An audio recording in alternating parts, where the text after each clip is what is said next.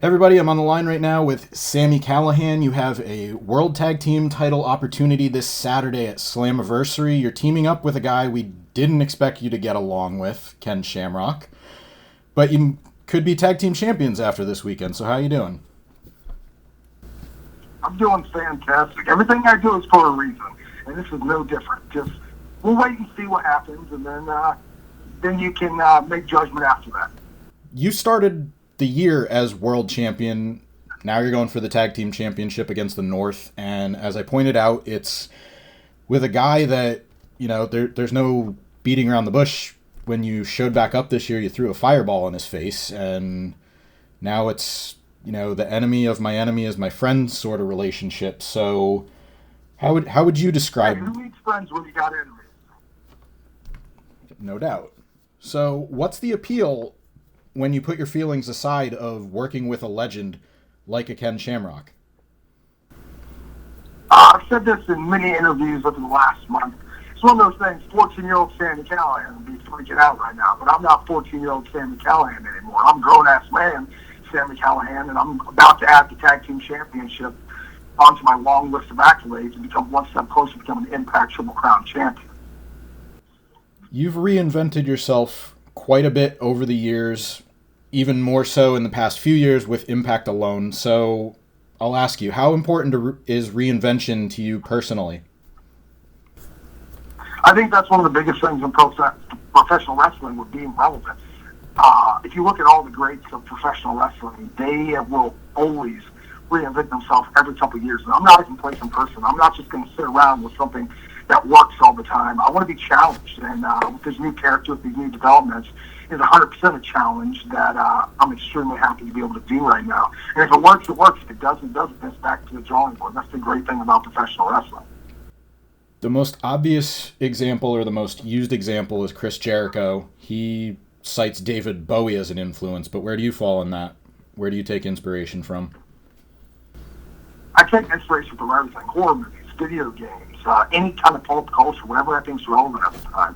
This is a character I've been working on for almost 10 years at this point. It wasn't something that, when I was somewhere else, I just wanted to do. It was one of those things that, with everything that I have, it was something right now was the proper time to pull the trigger for it. And I've been the same Sami Callihan for the past 5 years, and it's worked extremely well. It's given me things in my career that, you always dream for. And now I'm at a point where I can actually take these risks, take these challenges, and see if it works.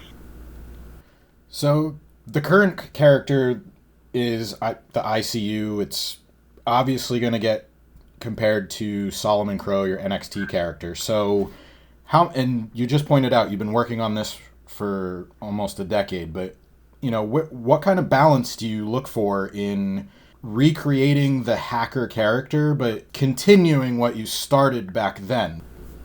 I think it's one of those things as a comparison, but it was something that didn't work at all at the time. Because they never really took the handcuffs off me and let me do it to what I wanted to do with it. Impact Wrestling is a company, no matter what, they give us creative freedom and they give us that chance to go out and really try things.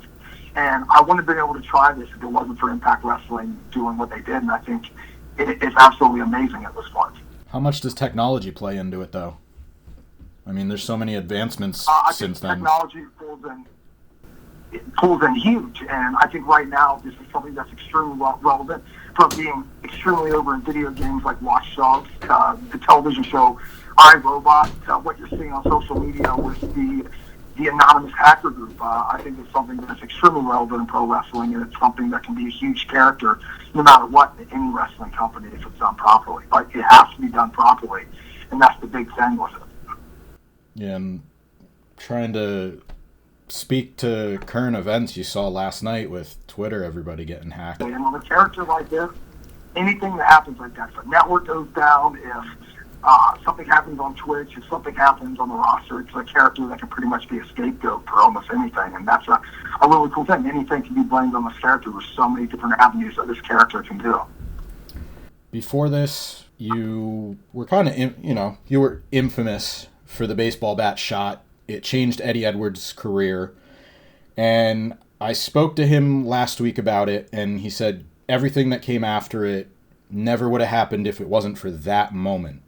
think it put Impact Wrestling back on the map. It changed me. It changed Eddie Edwards. And we did great business from it. We would not be in the position we are without that situation. I'm a big proponent of fate, and everything happens for a reason. And it's just something that happened and needed to happen.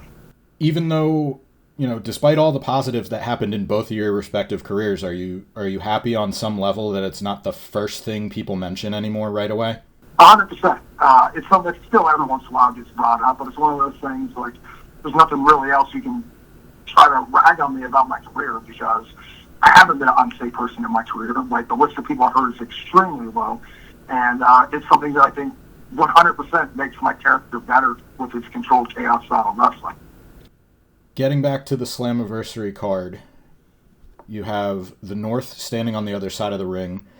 They've been the champions for over a year. Ethan Page is in probably the best shape of his career. Josh Alexander is, on a national level, I would say unproven. You got a chance to face him recently, so even after having that singles match, how are you feeling going into the match Saturday? I'm feeling fantastic. I just beat Josh Alexander in a singles match, and one of the things that people don't realize is Ken Shamrock, even though he's been around for a long time, he's completely unpredictable. You don't know what he's going to do. You don't know how he's going to do it. He's a wild stallion. I said this last week on television. It's one of those things. He is a wild stallion, but it's at that point in my career where I'm going to take him for a ride and see what happens.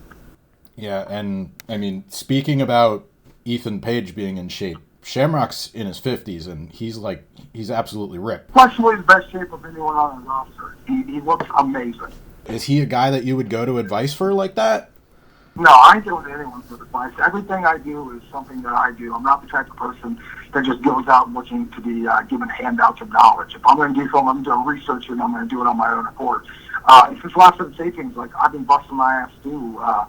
Everything, once the pandemic hit, it got real weird, and it was hard for everyone to stay in shape. But I built a gym at my house. I'm down 11 pounds in the last of the tapings, and I've been able to, for the first time in my career, let my body heal. And I'm feeling better than I have in years, and it's just a matter of time before I'm absolutely shredded again. Flipping that, does he come to you for advice? It would seem like you can say that since he's come back to Impact, he's made it a point to work with the newer talent. He worked with Moose, Joey Ryan, now he's working with you in the North, and it seems like he knows what he brings to the ring. He's Ken Shamrock, mixed martial arts, stand-up fighting, but does he kind of get in your ear to just kind of see what, today's wrestling's like? What kind of style, is really current? Absolutely. I think he does that with a lot of people on the roster that he trusts. That's one of the best things about Shamrock. Even though he's been doing this for decade upon decade, Shamrock's a guy, he wants to know what's relevant. He's always looking for how we can do this better, and he actually trusts us, which is great.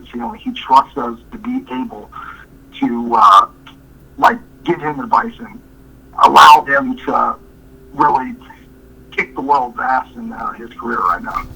Before Slammiversary starts, you are going to be part of the Slammiversary celebration that morning. It's a new virtual fan fest from Impact Wrestling.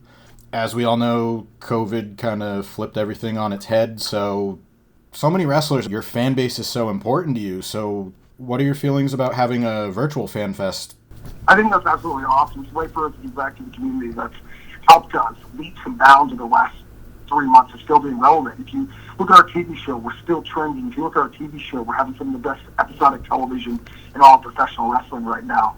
And I think that's one of the things that will continue to help us get to that next level and put Impact Wrestling back on the map where it deserves to be. And if anybody listening wants details, it's Slammiversary Celebration. You can get Slammiversary t-shirt, gift certificate to Shop Impact, autographed photos, cameo-style video messages from an Impact star. Really cool stuff. So it's good that despite you not running shows with audiences, you're still making it a point to be interactive, make sure that the people watching you on TV are still getting a little bit more out of it than just the television show.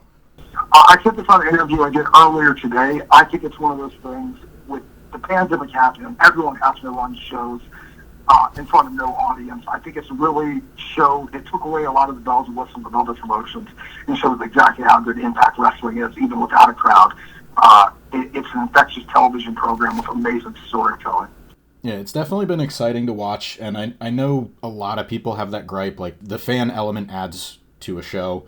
But I think I think you have to remember, like, it's not safe for fans to be there. So in saying that, you guys have done an excellent job of controlling what you can, and that's the in-ring action, the backstage segments, the online stuff. And in saying all that, and you already mentioned you built a gym at home, like, how else has your daily preparation for a taping changed?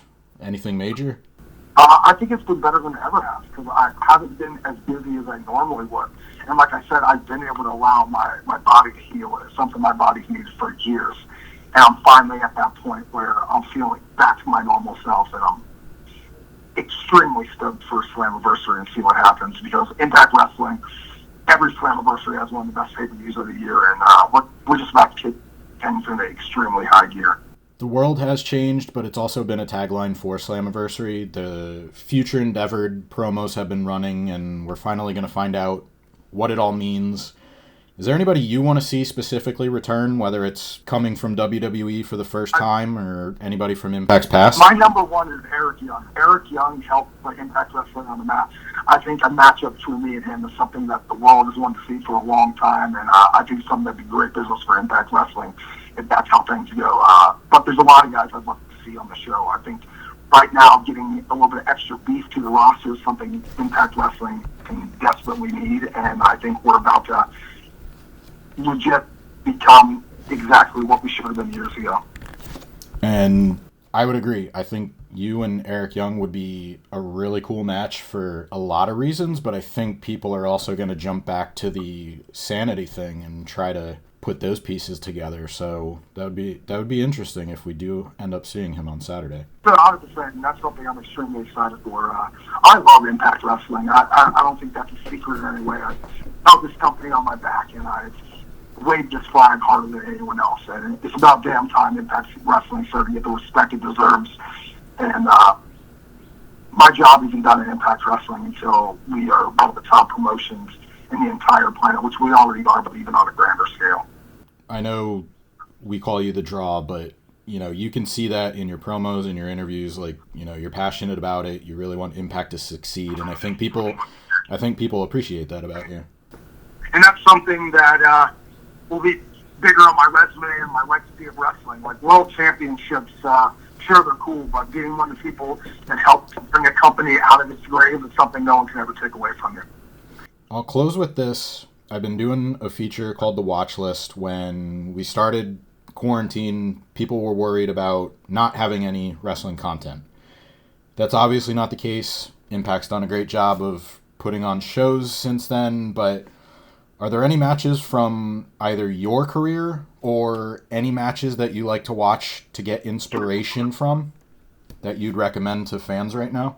I've been on a huge world-class kick right now. I think world-class was way ahead of its time, and it's something I've been watching a ton of world-class. Another thing I've randomly been watching, of all things, is NWA Wild Side from back in the day. So if you look at that roster, AJ Styles, one of the greatest Impact Wrestling wrestlers of all time in his younger days. Guys like Giant Swinger, guys like... I think it was above and beyond what independent wrestling was at that time. And with having the Impact Wrestling Impact Plus app, I don't think people realize the amount of talent and the amount of footage Impact Wrestling had on that Plus app. Absolutely amazing. Some of the old Wednesday pay-per-views that I remember every Wednesday when I was younger, watching and having my friends over, and I was ordering it for $9.95 every Wednesday. I've gone back and started watching it. I think I don't people look at this point in his career as much as others, but D'Lo Brown's run at the beginning of Impact in the Asylum days is absolutely amazing, and I think people should go back and watch that if they get a chance. Yeah, I agree on that point. That era between him being the European champion in WWE and then his TNA run was, like, absolutely incredible. 100%. He was one of those guys I don't think get enough credit above the head nod and his frog splash. An amazing talent, and being able to have him backstage at Impact Wrestling, having him a guy that I call a mentor, that I call a friend. I think he's helped bring a lot of people up to that next level of teaching people how to get over and how to be a professional wrestler on the national television scale. You have a World Tag Team Championship opportunity with Ken Shamrock this Saturday. We could be looking at new tag team champions. You could be ending the longest reigning... You're going to be looking at new tag team champions. Okay. That might be. Confident going in, you will end the longest reign of the Impact Tag Team Championship ever. Sami, thanks for your time. No, thank you guys. Anytime.